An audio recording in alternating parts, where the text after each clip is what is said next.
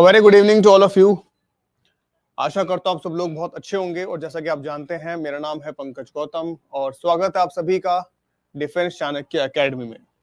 और अभी तक हमारी 13th क्लासेस जो है वो कंप्लीट हो चुकी हैं। आपके जो नए सिलेबस की जो प्लेलिस्ट हम कर रहे हैं अभी, ठीक है, उसको कंप्लीट कर रहे हैं सिलेबस को। तो उसमें हम 13 क्लासेस अभी तक कंप्लीट कर चुके हैं और आज हम करने वाले हैं उसका 14th टॉपिक। तो क्या है 14 टॉपिक, उसको देखते हैं और क्या क्या चीजें इसमें हमको पढ़नी है और डिस्कस करते हैं अपने इस टॉपिक को। ठीक है, तो शुरू करते हैं बिना बहुत ज्यादा देरी किए और बढ़ते हैं अपने टॉपिक पर। तो अभी हम आज करने वाले हैं टॉपिक 14, जो कि बहुत बड़ा टॉपिक नहीं है, छोटा सा टॉपिक है। ठीक है, जल्दी खत्म भी हो जाएगा और इसका नाम है इकोनॉमिक एक्टिविटी अराउंड अस, यानी हमारे चारों तरफ जो इकोनॉमिक एक्टिविटीज होती हैं उनके बारे में आज हमको डिस्कस करना है। तो इसके बारे में थोड़ा बहुत जो है हम पहले भी पढ़ चुके हैं, पुराने सिलेबस में भी थोड़ा बहुत इसके बारे में हमने पढ़ा है कि इकोनॉमिक एक्टिविटी क्या होती हैं और इकोनॉमिक एक्टिविटी कितने टाइप की होती हैं। ठीक है, तो मैं एक बार फिर से जो है आपको एक बेसिक्स आइडिया जो है इसके बारे में दे देता हूं कि इकोनॉमिक एक्टिविटी क्या है और कितने तरह की इकोनॉमिक एक्टिविटी होती है। ठीक है, तो सबसे पहले अगर हम बात करें कि what is economic activity, what is economic activity, क्या होती है इकोनॉमिक एक्टिविटी। तो इकोनॉमिक एक्टिविटी का मतलब होता है कोई भी ऐसी एक्टिविटी जिसमें कोई ना कोई एक मॉनेटरी वैल्यू जो है वो जनरेट हो रही हो। कोई भी ऐसी एक्टिविटी जिसमें एक मॉनेटरी वैल्यू, उसकी एक कीमत हो, एक कीमत जनरेट हो रही हो, तो उसको हम कहते हैं इकोनॉमिक एक्टिविटी। हिंदी में कहते हैं आर्थिक क्रिया।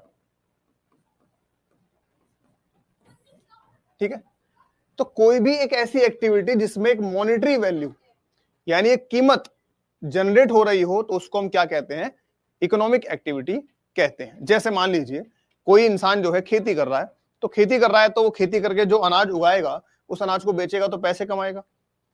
तो पैसे कमाए जा रहे हैं यानी एक मॉनेटरी वैल्यू जनरेट हो रही है, तो वो एक इकोनॉमिक एक्टिविटी है। कोई इंसान अगर ऑटो चलाता है तो ऑटो चलाने से जो भी ग्राहक, जो भी यात्री उसमें बैठेंगे वो बदले में उसको पैसे देंगे, तो वहां भी उसको एक मॉनेटरी वैल्यू जनरेट कर रहा है वो, तो वो भी एक तरह की इकोनॉमिक एक्टिविटी है। तो कोई भी ऐसी एक्टिविटी जिसमें आप एक मॉनेटरी वैल्यू जनरेट कर रहे हो तो वो क्या होती है, वो एक इकोनॉमिक एक्टिविटी कहलाती है। अब हम बात करते हैं कि कितने टाइप की होती है, इकोनॉमिक एक्टिविटी कितने टाइप की होती है। इकोनॉमिक एक्टिविटी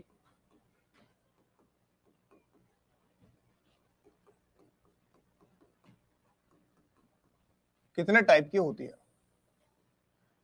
तो अगर हम बात करें तो मेजरली ये 3 टाइप की होती है।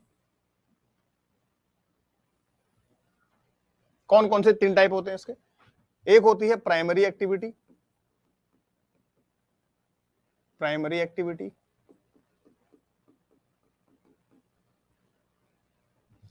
दूसरी होती है सेकेंडरी एक्टिविटी,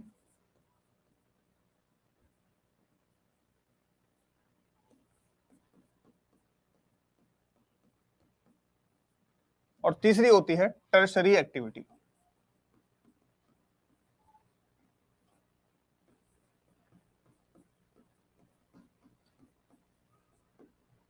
तीन तरह की एक्टिविटीज होती हैं, प्राइमरी एक्टिविटी, सेकेंडरी एक्टिविटी और टर्शरी एक्टिविटी। अब इसमें समझते हैं होती क्या क्या है। तो सबसे पहले बात करते हैं प्राइमरी एक्टिविटी की। प्राइमरी एक्टिविटी वो एक्टिविटी होती है जिसमें रॉ मटेरियल बनाया जाता है, जिसमें रॉ मटेरियल प्रोड्यूस किया जाता है, बनाया जाता है, उसको हम कहते हैं प्राइमरी एक्टिविटी। रॉ मटेरियल मतलब होता है कच्चा माल। कोई भी चीज बनाने के लिए जो हमें रॉ मटेरियल चाहिए, जो हमें कच्चा माल चाहिए, वो जैसे बनाया जाता है उस एक्टिविटी को कहते हैं हम प्राइमरी एक्टिविटी। मैं भी आपको एग्जांपल देके बताऊंगा, आपको समझ में आ जाएगा अभी।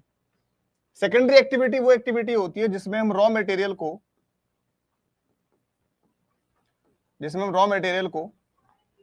कन्वर्ट करते हैं, किसमें, प्रोडक्ट में। तो जहां पर रॉ मटेरियल प्रोडक्ट में कन्वर्ट किया जाता है वो एक्टिविटी कहलाती है सेकेंडरी एक्टिविटी। और तीसरा आता है आपकी टर्सरी एक्टिविटी। तो टर्सरी एक्टिविटी में क्या होता है कि जो प्रोडक्ट है वो कैसे कंज्यूमर तक जाएगा, या जो भी सर्विसेज हैं ऑल सर्विसेज, ठीक है, जैसे ट्रांसपोर्टेशन,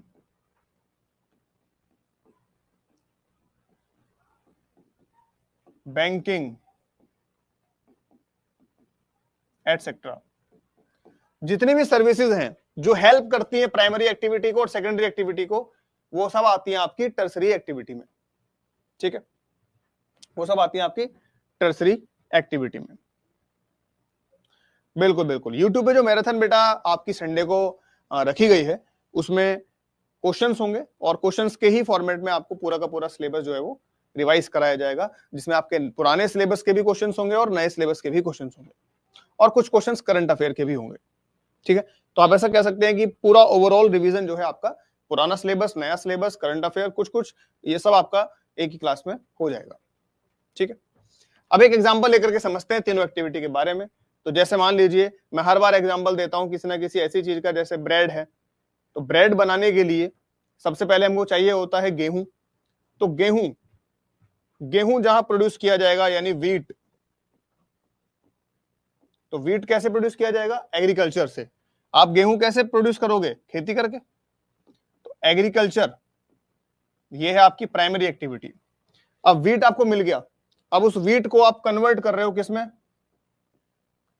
वीट को कन्वर्ट कर रहे हो किसमें? ब्रेड में। तो आपने जो वीट को ब्रेड में कन्वर्ट किया, ये कहां पर किया होगा? तो ये आपने किया होगा एक फैक्ट्री में। फैक्ट्री में, तो ये फैक्ट्री क्या है? सेकेंडरी एक्टिविटी है। उसके बाद वो ब्रेड जो है आप तक कैसे आएगा? तो ट्रांसपोर्टेशन से। ब्रेड जो है वो कंज्यूमर तक कैसे आएगा? कंज्यूमर तक कैसे आएगा? तो ट्रांसपोर्टेशन से आएगा। ट्रांसपोर्टेशन से आएगा। तो वो ट्रांसपोर्टेशन क्या है आपका? वो टर्सरी एक्टिविटी है। तो इस तरह से तीन एक्टिविटीज आपकी होती है मेनली पूरी की पूरी इकोनॉमी में, और यही हमको इस चैप्टर में बस पढ़ना है। चलिए, तो सबसे पहले देखते हैं एक्टिविटी क्या होती है। तो यानी कोई भी इकोनॉमिक एक्टिविटी का मतलब क्या होता है। तो activity that create monetary values are called economic activities. कोई भी एक्टिविटी जो एक मॉनेटरी वैल्यू क्रिएट करती है, उसी को कहा जाता है इकोनॉमिक एक्टिविटी, ठीक है। अब ये मॉनेटरी वैल्यू क्या होती है? तो मॉनेटरी वैल्यू क्या है? तो value of something that can be measured in terms of money. किसी भी चीज की वैल्यू जिसको हम मनी में मेजर कर सकते हैं। अब जैसे इमोशंस हैं, ठीक है, अब इमोशंस की वैल्यू जो है वो आप मनी में मेजर नहीं कर सकते हो, लेकिन ये पेन है या कोई भी चीज है, बॉटल है, उसकी आप वैल्यू जो है वो आप मनी में मेजर कर सकते हो, तो वो मॉनेटरी वैल्यू कहलाती है। तो मॉनेटरी वैल्यू का मतलब होता है किसी भी चीज की वैल्यू जिसको मनी में मेजर किया जा सकता है, पैसे में मेजर किया जा सकता है, उसको हम मॉनेटरी वैल्यू कहते हैं, ठीक है। अब आते हैं क्लासिफिकेशन पर। तो classification of economic activities into economic sectors. तो क्लासिफिकेशन क्या है इकोनॉमिक एक्टिविटीज का? कितनी तरह की इकोनॉमिक एक्टिविटीज पाई जाती हैं अलग अलग सेक्टर्स में। तो the three main types of economic sectors are primary, secondary and tertiary economic sectors. तो तीन जो मेन सेक्टर्स होते हैं वो कौन कौन से होते हैं? प्राइमरी, सेकेंडरी और टर्सरी इकोनॉमिक सेक्टर्स, ठीक है। देखते हैं इनके बारे में। सबसे पहले बात करते हैं प्राइमरी एक्टिविटीज के बारे में। तो क्या होती है प्राइमरी एक्टिविटीज? तो those economic activities in which people are directly dependent on nature. वो इकोनॉमिक एक्टिविटीज जिनमें लोग डायरेक्टली किस पे डिपेंड करते हैं? नेचर पे डिपेंड करते हैं। Directly dependent on nature to produce goods, कोई भी चीज बनाने के लिए, are known as primary activities. तो वो एक्टिविटी क्या कहलाती है? Primary activities. जैसे एग्जांपल के लिए इसमें दिया हुआ है प्राइमरी सेक्टर कौन कौन से होते हैं। तो the group of activity that involves extraction of raw materials, जैसे रॉ मटेरियल आप एक्सट्रैक्ट कर रहे हो, ठीक है, डायरेक्टली फ्रॉम द नेचर। और उसके अलावा सच एज फार्मिंग है, फिशिंग है, फॉरेस्ट्री है, माइनिंग है, रेजिंग लाइव स्टॉक यानी जानवर पालना है, एटसेट्रा। ये सारे आपके प्राइमरी सेक्टर्स हैं, ये सारी आपकी प्राइमरी एक्टिविटीज हैं। इसमें आप नेचर पे डिपेंड कर रहे हो डायरेक्टली, ठीक है। आप नेचर से जो है चीजें प्रोड्यूस कर रहे हो, आप एग्रीकल्चर कर रहे हो, आप फिशिंग कर रहे हो, ये सारी चीजें आप नेचर पे डिपेंड करके कर रहे हो। तो ये है आपकी प्राइमरी एक्टिविटी। आगे बात करते हैं सेकेंडरी एक्टिविटी के बारे में। तो economic activities in which people are dependent on outputs of the primary sector. यानी वो एक्टिविटीज जिसमें लोग प्राइमरी सेक्टर के आउटपुट्स पे डिपेंड करते हैं, यानी जो हमें प्राइमरी सेक्टर से मिलता है, जो हमें प्राइमरी सेक्टर से मिलता है उसके ऊपर हम डिपेंड करते हैं, and then transform them to produce goods, और फिर उनको ट्रांसफॉर्म करते हैं गुड्स प्रोड्यूस करने में।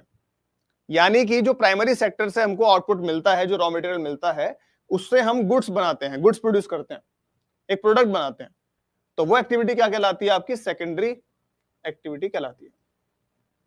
ठीक है, ऐसे ही सेकेंडरी सेक्टर क्या होते हैं? जिसमें सेकेंडरी एक्टिविटी कराई जाती है वो सेकेंडरी सेक्टर होते हैं। जैसे एग्जांपल के लिए सेकेंडरी सेक्टर क्या है? The group of activities that involves processing of raw material derived from the primary sector into products, यानी वो सेक्टर जिसमें हम रॉ मटेरियल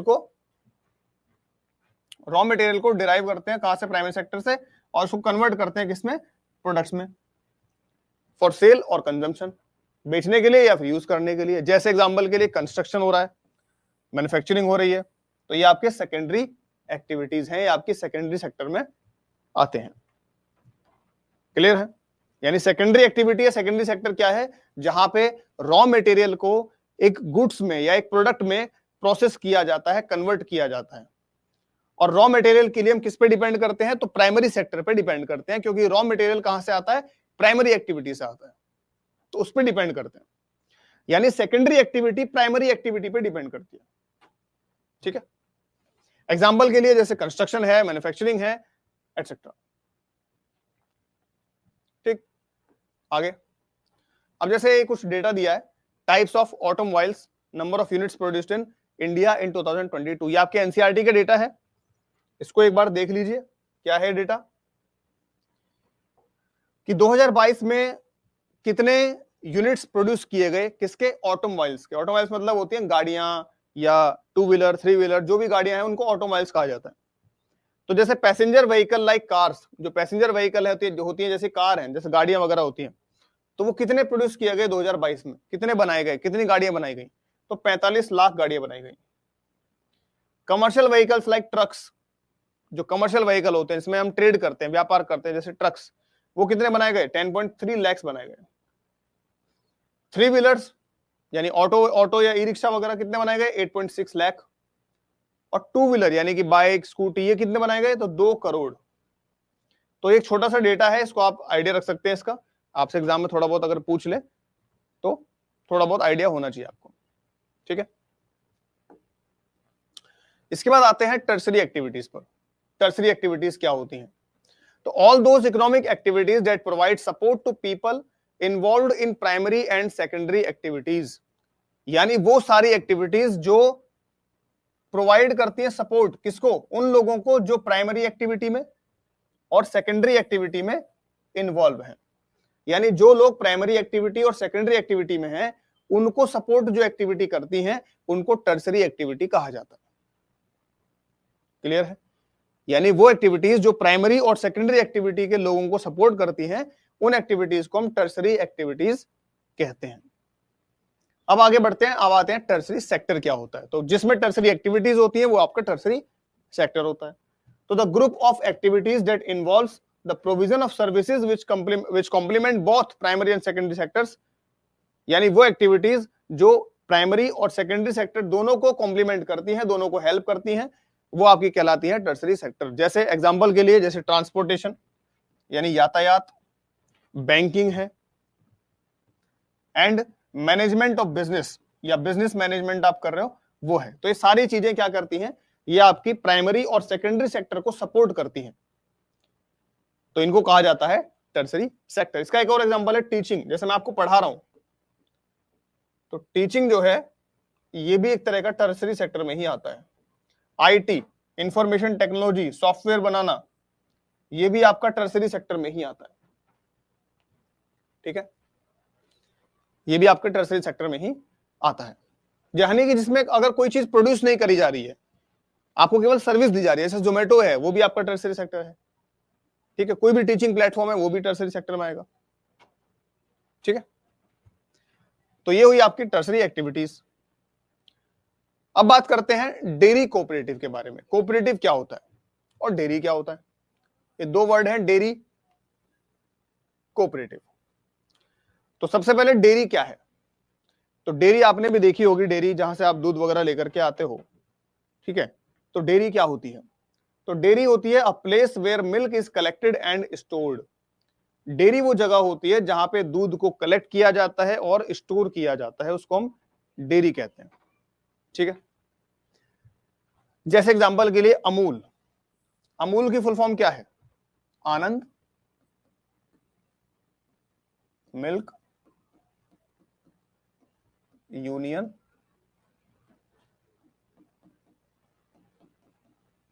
लिमिटेड। ये जो अमूल है ये कब बनाई गई थी? तो अमूल वो सेटअप इन 1946। अमूल जो कंपनी है उसको 1946 में बनाया गया था अंडर द लीडरशिप ऑफ त्रिभुवन दास पटेल। किसकी लीडरशिप में? तो एक तो थे त्रिभुवन दास पटेल, और ये कौन थे? तो ये लॉयर थे और फ्रीडम फाइटर थे। और इनके अलावा एक थे doctor Verghese Kurien, an engineer who was working at a dairy factory in Mumbai. ये एक इंजीनियर थे जो कि एक डेयरी फैक्ट्री मुंबई में काम कर रहे थे। तो इन दोनों ने मिलकर के 1946 में बनाया था अमूल, आनंद मिल्क यूनियन लिमिटेड। और ये जो आनंद है ये एक जगह का नाम है, आनंद डिस्ट्रिक्ट है, कहां पे? गुजरात में। तो गुजरात में आनंद नाम की एक जगह है, वहां पर ये आनंद मिल्क यूनियन लिमिटेड बनाया गया था, अमूल बनाया गया था 1946 में। किसके द्वारा? तो त्रिभुवन दास पटेल और डॉक्टर वर्गीज कुरियन के द्वारा। अब इसमें जो वर्ड आ रहा है कोऑपरेटिव, इस कोऑपरेटिव का मतलब क्या होता है? ये रहा कोऑपरेटिव। तो कोऑपरेटिव मतलब होता है, पहले आप समझ लीजिए, इसको मैं बाद में पढ़ूंगा।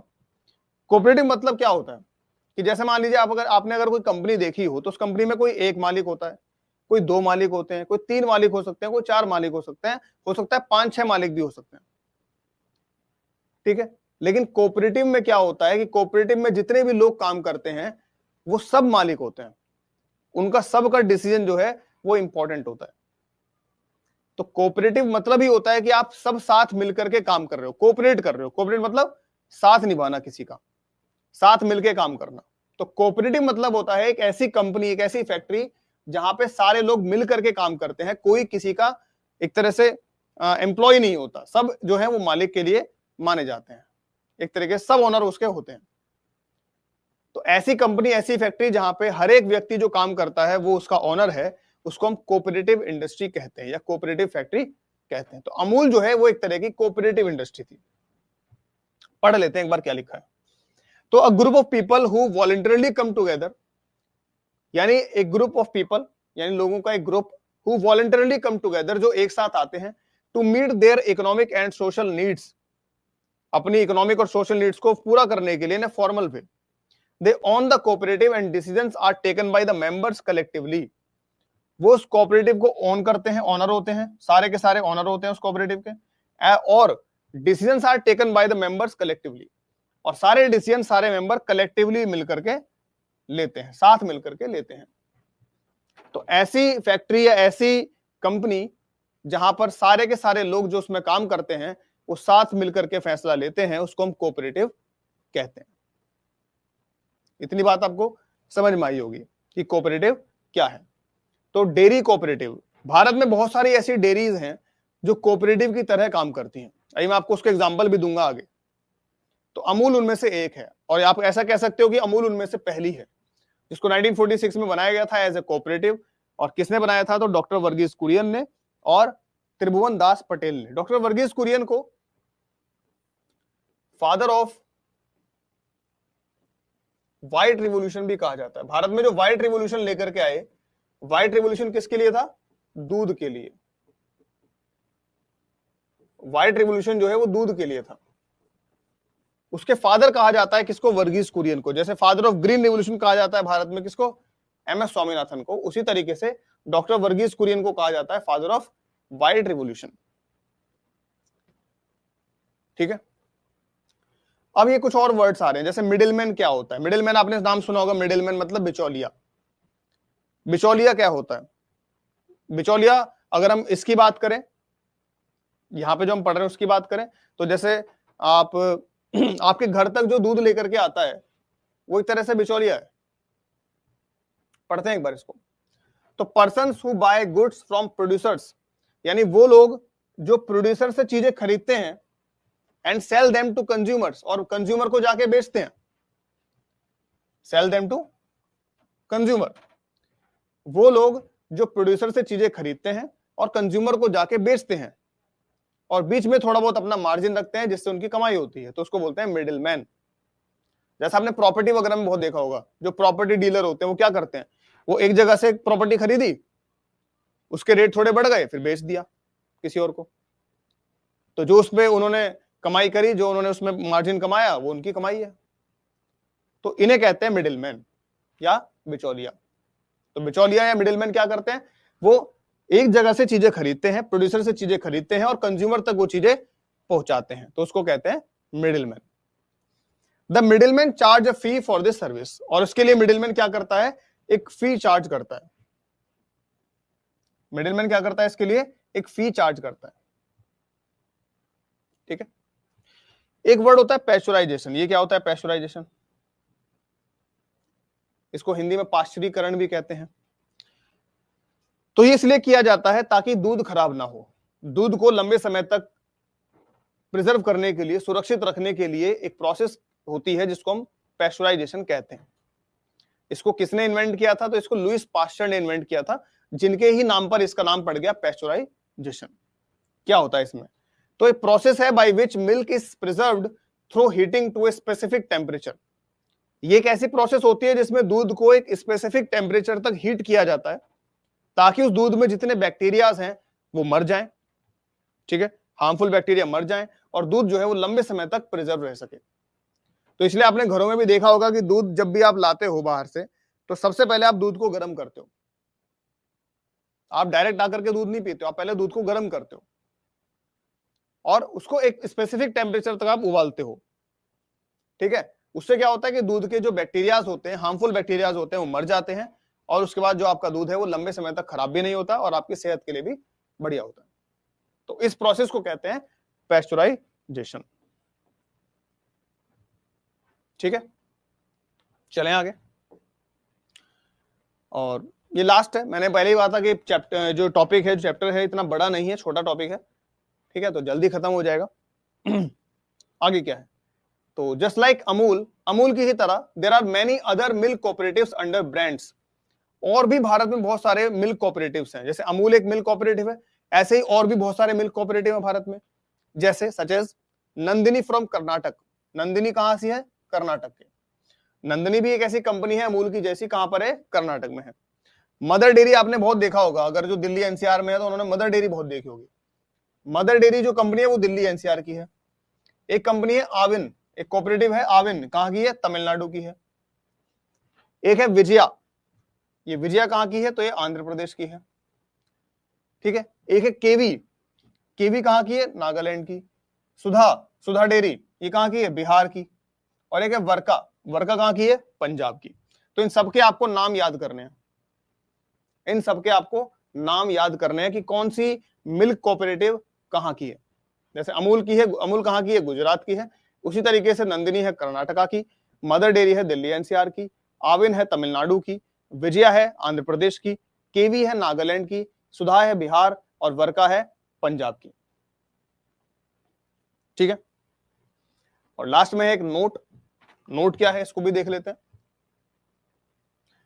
कि recycling just 1 ton of paper. अगर हम 1 टन पेपर को रिसाइकल करें, यानी जो आप पेपर वेस्ट करते हो उसका जो पेपर वेस्टेज है, अगर 1 टन पेपर आपने इकट्ठा किया और उसको आप रिसाइकल करके दोबारा यूज करते हो, तो उससे क्या होता है, saves 17 trees as well as 2.5 cubic metres of landfill space. तो 1 टन पेपर को रिसाइकल करने से आप 17 पेड़ बचा सकते हो। 1 टन पेपर से रिसाइकल करके आप 17 पेड़ बचा सकते हो। उसके अलावा वो जो 1 टन पेपर को जहां पे दबाया जाता, जहां दफनाया जाता, उसको दबाया जाता, गड्ढा खोद करके मिट्टी ऊपर से डाली जाती, वो मिट्टी भी खराब होती। तो आप 2.5 क्यूबिक मीटर का जो स्पेस है, लैंडफिल स्पेस है, गड्ढा है, उसको बचा सकते हो। यानी कि 1 टन पेपर अगर आप रिसाइकल कर लेते हो तो आपका एक तो वेस्ट नहीं होगा कुछ भी, तो वेस्ट फेंकने की जगह बच जाएगी। दूसरा, आप जो नया बनाते, कुछ 17 पेड़ काट करके नए पेपर बनाते, वो आपके बच जाएंगे। तो 17 पेड़ बचेंगे और 2.5 क्यूबिक मीटर का लैंडफिल स्पेस बचेगा वेयर वेस्ट इज डम्प्ड, जहां पे वेस्ट को डंप किया जाता। उसके अलावा it also takes 70% less energy, ये 70% कम एनर्जी लेगा, पानी लेगा, to recycle paper than to make new paper from wood pulp. यानी अगर आप नया पेपर बनाते हो लकड़ी से, उसके कंपैरिजन में अगर आप रिसाइकल करते हो तो आपकी 70% एनर्जी कम यूज होगी और पानी जो है आपका बहुत कम यूज होगा रिसाइकल करने में। अगर आप नया पेपर बनाते हो तो उसके कंपैरिजन में रिसाइकल करने में आपका एनर्जी और पानी दोनों ही बहुत कम इस्तेमाल होंगे। ठीक है, तो ये आपका एक लास्ट में नोट है, इसमें जो डेटा है उसको याद रखना, एनसीईआरटी का डेटा है, एग्जाम में पूछा जा सकता है। ठीक है, तो ये आज का हमारा टॉपिक था, टॉपिक नंबर 14, जो कि बहुत बड़ा टॉपिक नहीं है। ठीक है, और इसको आप एक बार पढ़िए, देखिए, इसको आप एक बार बुक से भी पढ़िए, बुक से भी रिवाइज कीजिए। ठीक है, और पीछे के जो टॉपिक्स हैं उनको भी रिवाइज कीजिए, और मिलते हैं अगले टॉपिक में। तब तक के लिए आप लोग ऐसे ही पढ़ते रहें, मस्त रहें। ठीक है, प्लेलिस्ट को शेयर कीजिए अपने दोस्तों के साथ जो जो स्कूल में पढ़ रहे हैं, क्योंकि उनके भी काम आएगा वो। एनसीईआरटी के जो चैप्टर्स हैं, एनसीईआरटी के जो टॉपिक्स हैं, वो सभी के काम आएंगे, तो आप उनको स्कूल में भी शेयर कर सकते हो अपने बच्चों के, अपने दोस्तों के साथ। ठीक है, तो नेक्स्ट क्लास में मिलते हैं, तब तक के लिए आप पढ़ते रहें, मस्त रहें। गुड बाय, टेक केयर, जय हिंद।